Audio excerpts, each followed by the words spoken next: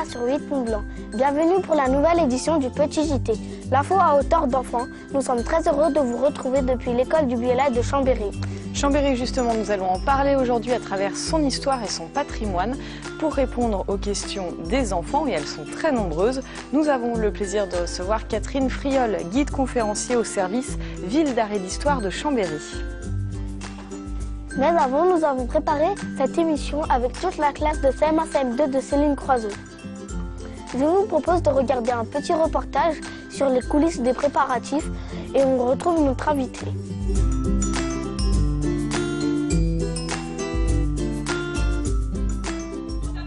L'imagination des enfants est sans limite. En témoignent ces fontaines aux éléphants revisités entre leurs mains. Une imagination à laquelle les élèves de Céline Croiseau ont dû faire appel pour préparer leur rencontre avec Catherine Friol, guide conférencière.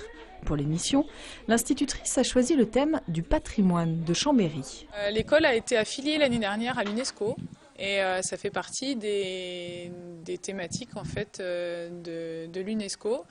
Donc il y avait ce côté-là et il y a aussi, moi ça me tenait à cœur en fait, de faire un petit guide touristique avec les élèves depuis des années et c'était l'occasion cette année. Je me suis rendu compte qu'il y avait beaucoup d'élèves à l'école du Biolay, enfin beaucoup d'élèves, il y a des élèves de l'école du Biolay qui connaissent très peu le centre-ville de Chambéry.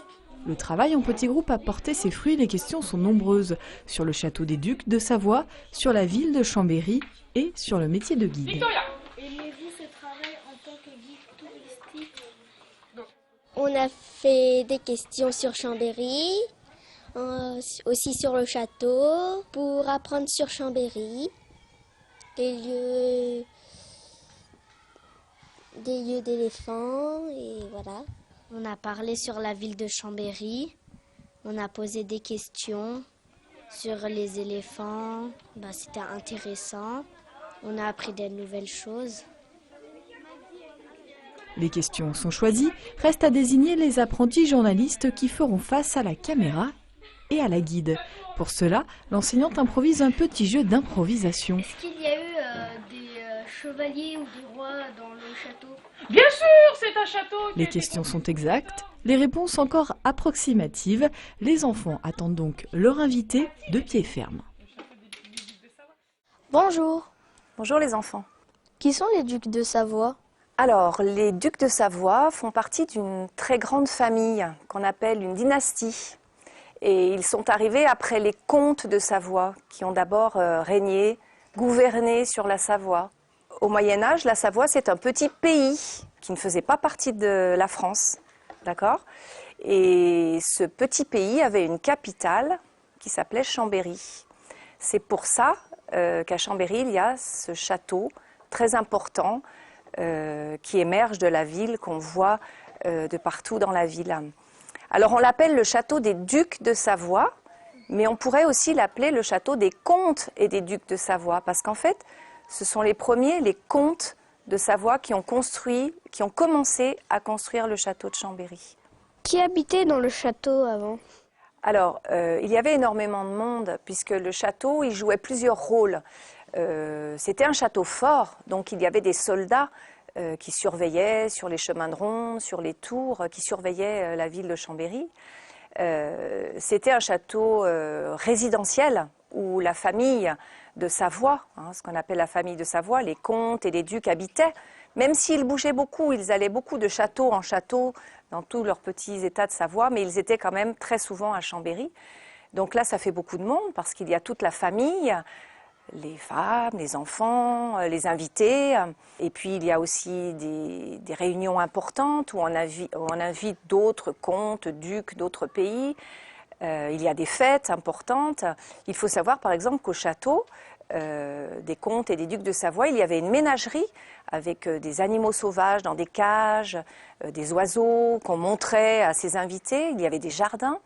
Et puis c'était aussi un château administratif où il y avait déjà la cour de justice où on rendait la justice pour les gens qui avaient commis des fautes, où on venait aussi, où on récoltait les impôts. Donc c'était un château très vivant où il se passait énormément de choses. Mais qu'est-ce que vous entendez par soldats? C'est comme des chevaliers ou... Oui, des soldats, des chevaliers qui travaillent pour les princes de Savoie, pour les comtes et les ducs, et qui sont stationnés au château, puisque c'est le château principal donc, des États de Savoie, qui ont leur terrain d'entraînement, où ils s'entraînent à cheval, à pied, et surtout qui sont postés sur les tours, qui étaient des tours défensives, pour regarder au loin s'il n'y a pas des ennemis qui arrivent vers la ville de Chambéry. On avait vu en classe que le comte de Boigne avait donné beaucoup d'argent à Chambéry. Est-ce qu'il avait donné de l'argent en rapport avec le château ? Alors pas du tout. Alors déjà attention, le comte de Boigne, c'est pas comme les comtes de Savoie, c'est beaucoup plus tard. Le comte de Boigne a donné beaucoup d'argent effectivement pour transformer, embellir la ville de Chambéry, mais il n'y a pas d'argent pour le château. Le comte de Boigne n'a rien fait au château de Chambéry. Merci Catherine Friol, grâce à vous on en sait plus sur le château de Chambéry. Mais il manque encore une question, à quoi sert-il aujourd'hui ? Le château aujourd'hui, c'est un château administratif. Il n'y a plus de comtes, de ducs, il n'y a plus de soldats. C'est un château administratif uniquement. Donc la préfecture et le conseil général occupent l'ancien château des ducs de Savoie. Mais le château appartient au conseil général de la Savoie qui partage les bâtiments avec la préfecture. Et maintenant, je vous propose de regarder un reportage de Jean-Paul Crispy qui allait faire un tour au château de Chambéry.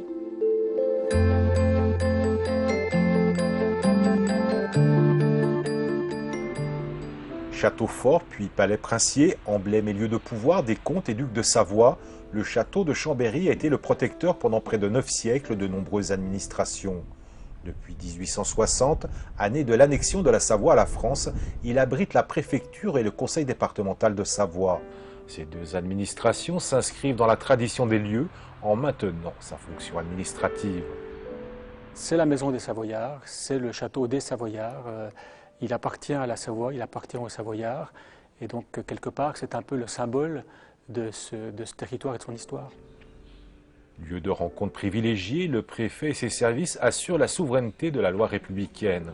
Responsable de l'ordre public, il est le garant de l'application des lois et des règlements. Le préfet est amené, à prendre des arbitrages parfois importants. C'est ce qui s'appelle la réunion d'état-major. Et donc le préfet réunit au sein de cette réunion, toutes les semaines, les directeurs de la préfecture et puis les directeurs des services de l'État. Et c'est aussi là que se prennent les grands arbitrages et les grandes décisions pour la préfecture et puis aussi pour le département et qui engagent les services de l'État. À 2 pas de la préfecture, le conseil départemental de Savoie et ses services étudient les dossiers et leur mise en œuvre une fois que ceux-ci ont été votés en assemblée départementale. Finances, administration générale, communication, il est le lieu où se retrouvent régulièrement les conseillers départementaux en commission autour du président du conseil départemental. C'est le centre névralgique de la collectivité départementale. C'est ici que l'Assemblée se réunit, c'est ici que les élus se retrouvent en commission, c'est ici que les cadres des services se rencontrent avec les élus pour travailler sur les dossiers. C'est ici donc un peu que tout se passe au point de vue, effectivement, préparation des politiques et décisions. Il y a une forme de responsabilité qui est importante, un certain respect pour ces murs, et vraiment la conscience que nous ne sommes que de passage dans ces lieux, qui existaient avant nous et qui dureront encore très longtemps. Bâtiment national classé au patrimoine, le château est aujourd'hui un lieu vivant. L'histoire de la Savoie s'est écrite entre ces murs et c'est entre ces murs que demain son avenir se décidera. Yasser et Joachim ont laissé leur place à Azal et Léa. Après le château des Ducs, nous allons nous intéresser à la ville de Chambéry. Dans son ensemble, on les écoute. Bonjour. Bonjour. Quand la ville de Chambéry a-t-elle été construite ? Alors, la ville de Chambéry a été construite au Moyen-Âge. C'est une ville qui était au pied du château, qui possédait une muraille, donc des gros murs qui entouraient toute la ville de Chambéry avec des portes pour entrer dans la ville, comme on le faisait au Moyen-Âge pour se défendre. Et c'est une ville qui a beaucoup évolué. Au départ, il y avait énormément de bâtiments en bois qui peu à peu ont été remplacés par des bâtiments en pierre. Il y a eu aussi beaucoup d'incendies, donc la ville a dû être plusieurs fois, ou des quartiers en tous les cas, reconstruits. Et aujourd'hui, Chambéry, c'est une ville très intéressante parce qu'il reste énormément de choses, de bâtiments, d'espaces de ce passé. Même si la ville a beaucoup évolué, il y a énormément de traces de ce passé ancien, des petites rues, des anciennes boutiques, des anciennes fenêtres, portes, etc. Est-ce que la ville de Chambéry a beaucoup changé? A-t-elle été détruite ou reconstruite? Alors, elle a beaucoup changé parce que les choses, elles ne restent pas telles quelles, les choses, elles évoluent. On construit les maisons différemment, on rajoute des étages, les modes changent, on fait des grandes fenêtres, etc. Et puis il y a aussi les événements qui ont commis des grosses destructions, comme par exemple quelques incendies, mais aussi beaucoup plus près de nous, la Seconde Guerre mondiale, puisque Chambéry a été bombardée en partie. Tout un morceau de la ville a disparu et à ce moment-là, on a reconstruit évidemment la ville de Chambéry. Et puis la ville évolue aussi parce qu'il y a de plus en plus d'habitants et on a grandi, on fait des nouveaux quartiers. Le quartier dans lequel vous habitez, le Biolay par exemple, c'est un quartier qui s'est rajouté plus tard, dans les années 1950. On manquait d'habitation, on manquait d'immeubles, donc on a construit un nouveau quartier. Donc une ville, elle bouge sans cesse. Il y a un cœur à Chambéry, un cœur ancien, mais ce cœur ancien, il s'est sans cesse transformé et puis agrandi petit à petit. En quoi consiste votre métier? Alors, le métier de guide conférencier consiste à s'adresser à tous les publics, des enfants, des adultes, et à leur faire découvrir la ville, le château, leur donner des explications, leur faire lever les yeux sur un petit détail qu'on n'a jamais eu l'idée de regarder, donner des notions aussi sur l'histoire, quelquefois d'ouvrir des portes qui sont fermées à clé, mais les guides ont les clés, et aller dans des endroits qui sont habituellement fermés au public. C'est vraiment donner l'envie aussi de mieux connaître, d'avoir envie de découvrir par soi-même, se dire « Ah bah tiens, ça je ne savais pas, et je vais aller voir un petit peu plus loin », d'ouvrir la curiosité. Souvent quand on fait des visites, les gens nous disent « Oh là là, mais ça fait 30 ans que j'habite à Chambéry, ça je ne l'avais jamais vu ». Voilà, nous c'est un petit peu l'idée de faire ouvrir les yeux, de regarder les choses autour de nous un petit peu différemment, et se rendre compte qu'il y a plein de choses intéressantes autour de nous, dans la ville, dans tous les quartiers. Est-ce que vous savez tout sur Chambéry? Ah, vaste question. Non, on ne sait jamais tout. Et c'est ce qui est bien, parce qu'il y a encore plein de choses à apprendre, toujours des choses nouvelles, des choses en rapport avec Chambéry, quelquefois des découvertes aussi. Et puis, c'est toujours cette idée de curiosité, toujours se renseigner, savoir encore plus de choses, regarder les choses. Même moi, aujourd'hui encore, je découvre des choses.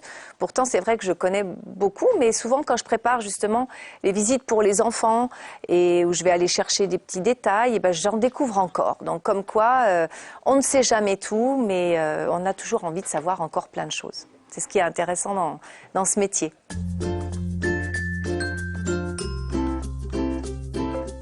C'était le Petit JT. Merci de nous avoir suivis. Merci à Catherine Friol d'avoir répondu à nos questions et à toute la classe de nous avoir aidés à les préparer. Merci à notre maîtresse Céline Croiseau. Le mois prochain, le Petit JT s'installera à l'école de Valenfier à Annecy pour parler gastronomie. À bientôt sur 8 Mont Blanc.